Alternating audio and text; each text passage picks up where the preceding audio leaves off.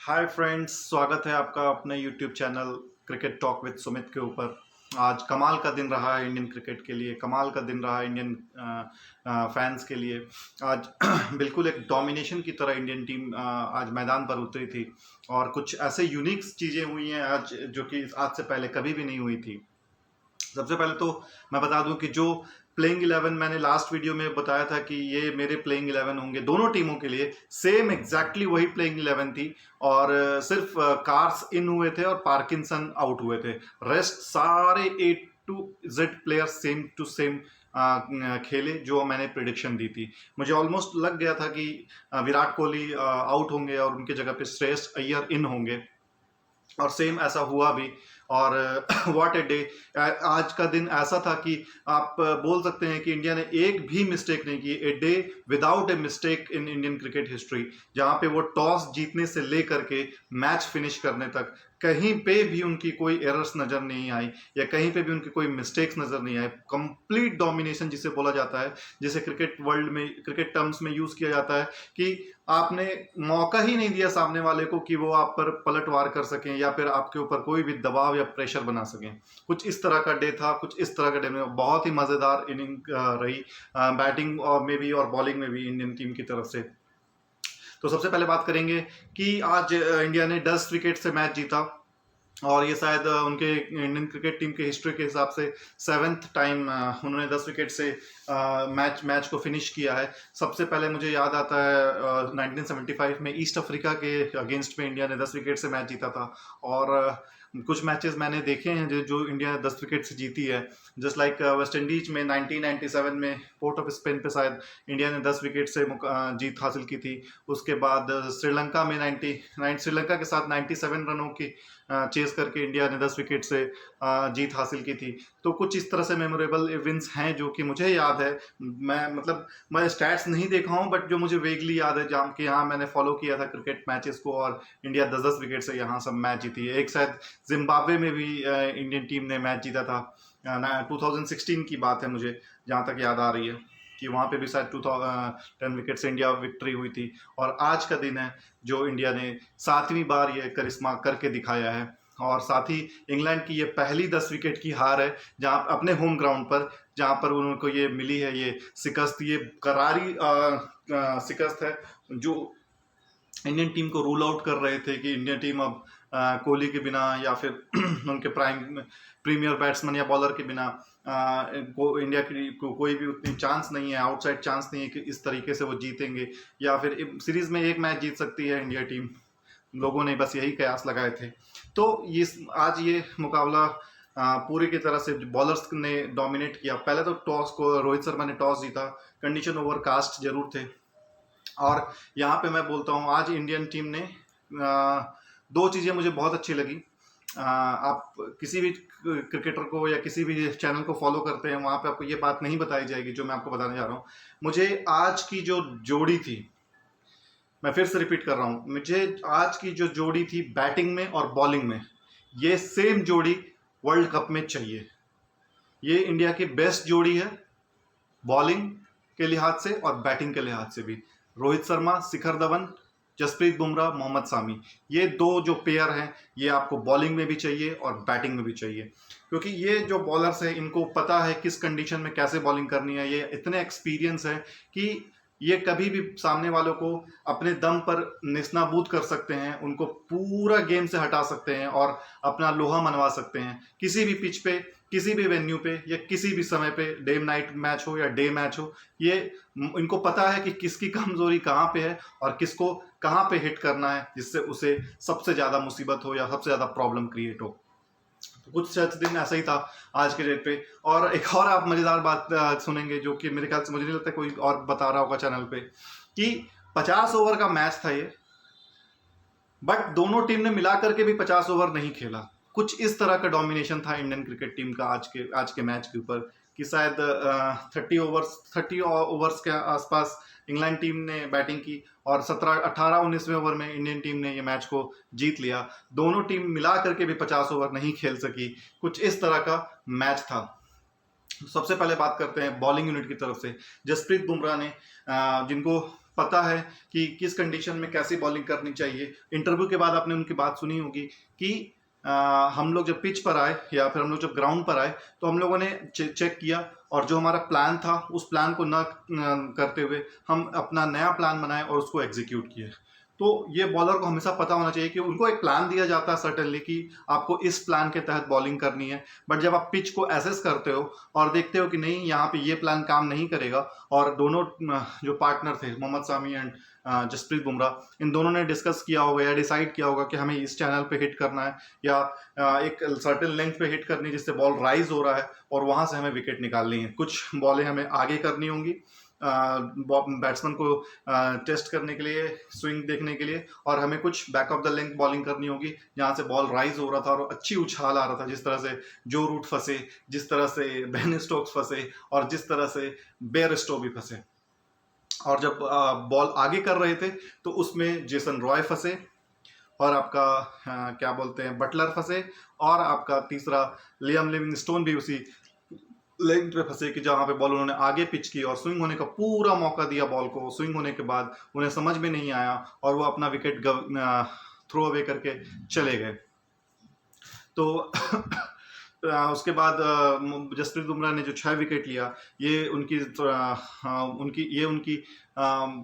Top most performance थी one day cricket में। आज तक उन्होंने ये कारनामा 6 विकेट का नहीं किया था। 6 विकेट उन्हें जरूर मिली, बट कंडीशंस फेवर थी इंडिया के, लेकिन उसको आपको एग्जीक्यूट करना आना चाहिए। अगर आप एग्जीक्यूट नहीं कर रहे हैं तो आपका वही हाल होगा जैसे 2003 के वर्ल्ड कप फाइनल में जहीर खान के साथ हुआ था। कंडीशन इंडिया के फेवर में थी, बॉलिंग वो कर रहे थे, स्विंग मिल रहा था, लेकिन वेवर्ड बॉलिंग की वजह से पूरा प्रेशर हट गया और मैथ्यू वुडन एंड गिलक्रिस्ट ने उनको पूरा का पूरा मैच से ही आउट कर दिया। तो उसी तरह का आज का दिन था कि फेवर थे लेकिन आपको एग्जीक्यूट करना आना चाहिए। आप कभी कभी क्या होता है ना कि फेवर कर रहा होता है पिच या मौसम या कंडीशन, तो आप एक्स्ट्रा एग्रेसिव हो जाते हैं और वेवर्ड लाइन लेंथ पे बॉलिंग करते हैं, जिसकी वजह से बैट्समैन को बहुत आसानी होती है लीव करने में या बॉल को छोड़ने में या फिर उनको शॉट्स खेलने में। लेकिन आज ऐसा बिल्कुल भी नहीं हुआ। मोहम्मद सामी ने उनका बखूबी साथ निभाया, एक तरफ से जसप्रीत बुमराह और दूसरी तरफ से शामी। जब ये दोनों का ओवर कंप्लीट हुआ, स्पेल कंप्लीट हुआ, तो प्रसिद्ध कृष्णा आए, जो कि मैंने कल बोला था कि प्रसिद्ध कृष्णा को यहाँ पे खिलाना बहुत ज़रूरी है, क्योंकि वो एक चैनल से और एक hit the deck hard bowler हैं, और वो जब जिस लेंथ पे वो बॉल करते हैं वहाँ से राइज जो होता है वो बहुत कम क्रिकेटरों में मैंने देखा है आज के टाइम पे कि जिसका बॉल राइज होता है। एक तो मुझे मार्को जेनसन याद आते हैं और दूसरा प्रसिद्ध कृष्णा, जो उस लेंथ से राइज करवाते हैं बॉल को और बैट्समैन को एक अनकंफर्टेबल पोजीशन पे लेकर के आते हैं कि वो वहां से ना तो वो पुश कर सकता है ना ही वो कट कर सकता है। तो एक वल्नरेबल कंडीशन हो जाती है जहाँ पे वो पोक करते हैं और या तो स्लिप में कैच होती है बॉल या फिर गली पॉइंट में, जैसे एज अगर बल्ले का अगर टॉप पे बॉल लगता है तो वो पॉइंट की ओर जाती है। जिस तरह से आपने देखा होगा आईपीएल में विराट कोहली को भी 1-2 बार उन्होंने जब प्रसिद्ध कृष्णा ने आउट किया था। तो प्रसिद्ध कृष्णा की भी इंक्लूजन मुझे बहुत अच्छी लगी, उन्होंने भी बहुत अच्छी बॉलिंग की। और आज के मैच में 10 के 10 विकेट इंडियन सीमर्स ने लिए और सामने वाली टीम को अपना एक विकेट भी नहीं जाने दिया, और पूरी की पूरी 10 विकेट से ये मैच इंडिया ने अपने हाथ में हासिल की। तो ओपनिंग पेयर में आपने देख लिया कि Jasprit Bumrah and Mohammed Shami, and batting में रोहित शर्मा एंड शिखर धवन, इन चारों ने मिलकर के गेम का पूरा सेट किया और इंडिया आसानी से मैच जीत गया। रोहित शर्मा ने भी अपने यहाँ पे फॉर्म को वापसी किया। मुझे शायद ही याद है 2 साल 2.5 साल से रोहित शर्मा वनडे क्रिकेट में कुछ अच्छा फॉर्म एंजॉय नहीं कर रहे थे, कुछ अच्छा परफॉर्मेंस भी नहीं दे रहे थे, बट आज का मैच डेफिनेटली उनको एक बूस्टअप मिला होगा और इससे उनका कॉन्फिडेंस और मोराल भी बहुत हाई हुआ होगा कि वो हाँ अच्छे लेवल पे अभी भी वर्ल्ड क्रिकेट पे अपना धाक रखते हैं और वो कभी भी किसी भी बॉलिंग यूनिट को पूरे पर खच्चे उड़ा सकते हैं। जिस तरह से वो छक्के हिट कर रहे थे, जिस तरह से वो बाउंड्रीज लगा रहे थे, आज मेरे ख्याल से 4 या 5 पुल शॉट्स पे उन्होंने छक्के लगाए हैं, जबकि उनकी जो ओवरऑल सिक्सर्स की टैली है वो 250 पे पहुंच गई है, जो कि अब शायद वो चौथे नंबर पे हैं। उनसे आगे सिर्फ 3 ही प्लेयर हैं। मेरे ख्याल से शनाज जयसूर्या है, 270 के आसपास उनके सिक्सेस हैं। उसके बाद आपका क्रिस गेल है 330 के आसपास, और शाहिद आफरीदी हैं 350 प्लस सिक्सेस के साथ, तो शायद 100 सिक्सेस और यहाँ से रोहित शर्मा मार सकते हैं। मुझे लगता है 3-4 साल और खेलेंगे तो ये 100 सिक्सेस भी उनके कंप्लीट हो जाएंगे, क्योंकि जिस रफ्तार से और जिस तरह से वो छक्के मारते हैं, मतलब पर मैच में 2 या 3 छक्के तो आते ही आते हैं। तो मुझे लगता है कि मुश्किल से 100 मैचेस और उनको लगेंगे ये 100 सिक्स मारने में। और ये चांदी अगर वो फिट रहे तो ये रिकॉर्ड आराम से वो अपने नाम करके जाएंगे वर्ल्ड क्रिकेट में। उसके साथ ही जब जो बॉलिंग यूनिट थी इंग्लैंड की, वो थोड़ी बहुत कमज़ोर नज़र आई मुझे पर्टिकुलरली, क्योंकि उनके पास वो एक्सपीरियंस नहीं है जो कि इंडियन टीम के पास है। सेम कंडीशन उनके लिए भी वही थी, बॉल न्यू था, लेकिन वो उसको यूटिलाइज नहीं कर पाए। तो मैं इसीलिए बोलता हूँ एक्सपीरियंस का कोई मुकाबला नहीं है। अगर आप अपने एक्सपीरियंस बॉलर को बैक करेंगे तो वो आपको इसी तरीके का रिजल्ट देंगे। और उनके लिए मैटर नहीं करता एक्सपीरियंस, अगर बॉलिंग यूनिट है तो उनके लिए मैटर नहीं करता है कि वो स्विंग कंडीशन में बॉलिंग कर रहे हैं या ड्राई कंडीशन में कर रहे हैं या मॉइस्ट कंडीशन में कर रहे हैं या ह्यूमिड कंडीशन में कर रहे हैं, वो आपको ब्रेक थ्रू दे के ही लेंगे। और मोहम्मद सामी मुझे हमेशा ब्रेक थ्रू वाले बॉलर लगते हैं, जहाँ पे कोई विकेट नहीं लेता है वहाँ पे आपको मोहम्मद सामी विकेट निकाल कर देते हैं, क्योंकि उनका जो लेंथ है और जो उनकी सीम पोजीशन है वो इतनी ज़बरदस्त है कि शायद ही मैंने 3-4 बॉलर को छोड़ करके मैंने किसी का देखा हो। एक तो डेल स्टेन है, दूसरा मुझे सबसे अच्छा लगता था श्रीशांत का, और तीसरा मुझे मोहम्मद सामी का लगता है कि उनकी जो सीम पोजीशन है और जो स्विंग मिलता है आगे बॉलिंग करके, वो बहुत ही खूबसूरत दिखने में भी लगता है। और जब वो खेलने बैट्समैन को हमेशा लगता है कि वो बॉल उनके करीब आ रहा है या उनसे मतलब इन स्विंग हो रहा है, और लास्ट मोमेंट में डिविएट होकर के एज लेकर के वो विकेट कीपर के पास जाती है या स्लिप में वो कैच हो जाती है। तो कुछ इस तरह के बॉलिंग ज़बरदस्त करने के बाद जब इंडियन टीम मैदान पर उतरी, तो स्टार्टिंग का अपॉर्चुनिटी मैं जान सकता हूँ कि शिखर धवन के लिए आसान नहीं होगा वापसी करना। तो वो कुछ अपना समय लेकर के बैटिंग कर रहे थे, और रोहित शर्मा को भी पता था कि शिखर धवन उतने फॉर्म में नहीं है, या फिर उनको थोड़ा सा झिझक या फिर हेजिटेशन हो रही होगी, क्योंकि किसी भी बैट्समैन को फॉर्म वापस लाना या फिर जब वो कम बैक करता है तो मतलब अपना शॉट्स खेलना आसान नहीं होता है। तो उस चीज़ का रोहित शर्मा ने कॉम्प्लीमेंट किया, और स्टार्टिंग में वो एग्रेसिव खेले और शिखर धवन अपना आराम से सिंगल डबल करके मैनूवर कर रहे थे फील्ड को। और मुझे लगता है 8 या 17 बॉलों पर शायद 2 रन था शिखर धवन का। उसके बाद उन्हें 2 बाउंड्री मिली, तो उनका टोटल 10 रन के आसपास पहुंचा 18 बॉलों पे, 18 या 19 बॉलों के आसपास। और उसके बाद फिर वो आराम से सिंगल डबल खेल रहे थे, सिंगल डबल ले रहे थे और अपने पार्टनर को ट्रस्ट कर रहे थे। बट कहीं ना कहीं रनिंग बिटवीन द विकेट और 2-4 रनआउट का अपॉर्चुनिटी भी दिया शिखर धवन ने और रोहित शर्मा की जोड़ी ने, क्योंकि बहुत सालों के बाद खेल रहे हैं, तो जो आई टू आई कोऑर्डिनेशन होता है कि हाँ आंखों में देख करके ही आप कॉल ले लेते हैं या फिर आप भाग जाते हैं, वो अभी थोड़ा सा मिसिंग लग रहा है। बट आप खेलते खेलते ये चीज़ें उनके जहन में भी आएंगी। और ये शिखर धवन के लिए बहुत ही अच्छा बूस्टअप गेम था, जहाँ पर उन्होंने बॉलें खेली और उनको थोड़ा सा कॉन्फिडेंस भी मिला होगा कि स्विंगिंग कंडीशन में बैटिंग कर रहे हैं और देर समय तक अपना बैटिंग का प्रैक्टिस एक तरह से वो उन्होंने किया, और जिससे आने वाले मैचों में उनको इसका बहुत ही लाभ मिलेगा। तो शिखर धवन में मुझे हमेशा से शिखर धवन पसंद हैं, क्योंकि वो एक मैच विनर हैं।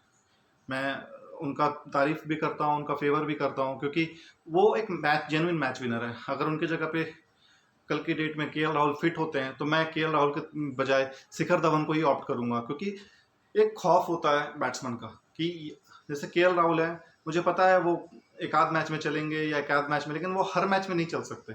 अगर वो फॉर्म है आया, जैसे शिखर धवन इस टाइप के बैट्समैन है कि अगर वो किसी टूर्नामेंट में गए हैं तो वहाँ पे वो 2-3 शतक वो जड़ के ही आएंगे, उनका फॉर्म इस टाइप का रहता है। लेकिन केएल राहुल के साथ मैंने ऐसा नहीं देखा, एक मैच खेलते हैं फिर 4-5 मैच फ्लॉप, 6 मैच फ्लॉप, फिर 7वें मैच में खेलते हैं। तो इस टाइप के बैट्समैन ना मतलब कभी भी सेटल नहीं होता है, और मतलब हमेशा भी टीम को कभी भी किसी मझधार पे छोड़ के चला जाएगा।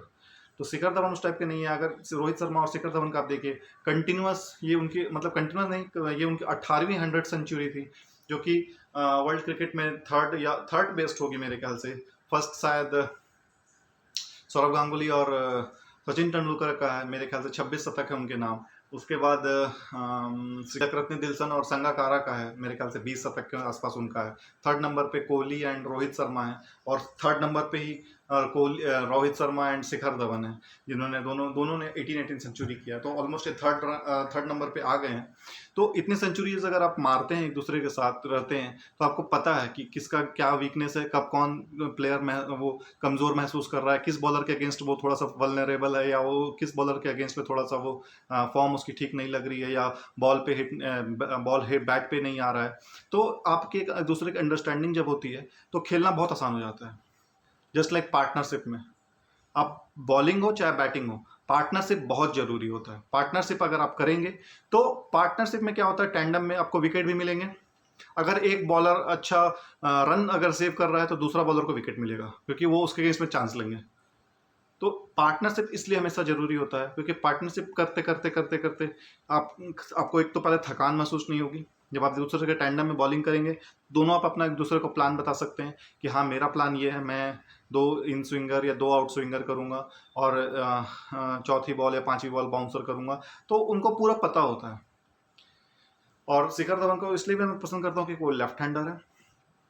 लेफ्ट हैंडर और राइट हैंडर का जब कॉम्बिनेशन बनता है तो बॉलर के लिए बिल्कुल भी आसान नहीं होता है कि एक चैनल पे वो हिट करें, एक चैनल को वो फील्ड कर सकें। अगर सिंगल ले लिया शिखर धवन ने, रोहित शर्मा है, तो वहाँ पे फील्ड प्लेसमेंट पूरी चेंज होगी, फोकस उतना नहीं रहता है बॉलर का।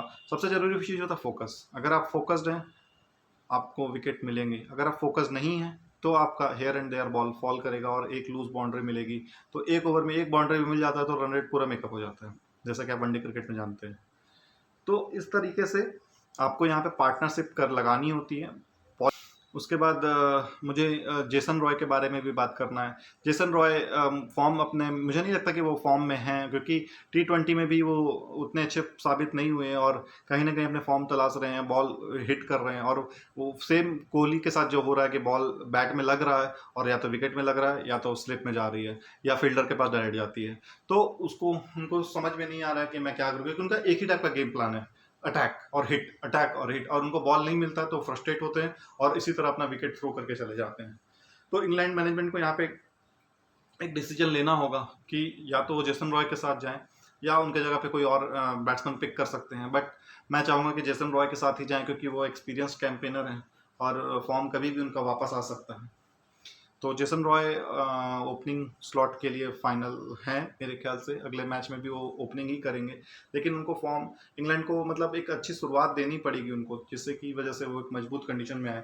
ऑल्दो ये मैच 50 ओवर में ही खत्म हो गया दोनों टीम को मिला करके, लेकिन एज ए फैन आप ये चीज़ नहीं चाहते हैं कि ऐसा मैचेस देखने को मिले कि वन साइडेड पूरा मैच हो जाए और मतलब कॉन्टेस्ट देखने को ना मिले बैट और बॉल के बीच में, दोनों टीम के बीच में और दोनों कैप्टन के बीच में। जब तक कॉन्टेस्ट नहीं होता है तब तक मज़ा नहीं आता है क्रिकेट देखने में।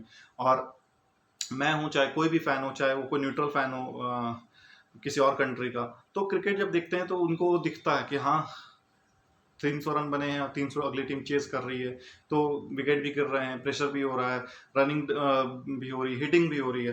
तो यह चीज़ का अलग ही मज़ा आता है जब आप टेंशन से भरे होते हैं और मैच कभी भी फंस रहा है, अगला कभी एक टीम भारी पड़ रही है, कभी दूसरी टीम भारी पड़ रही है।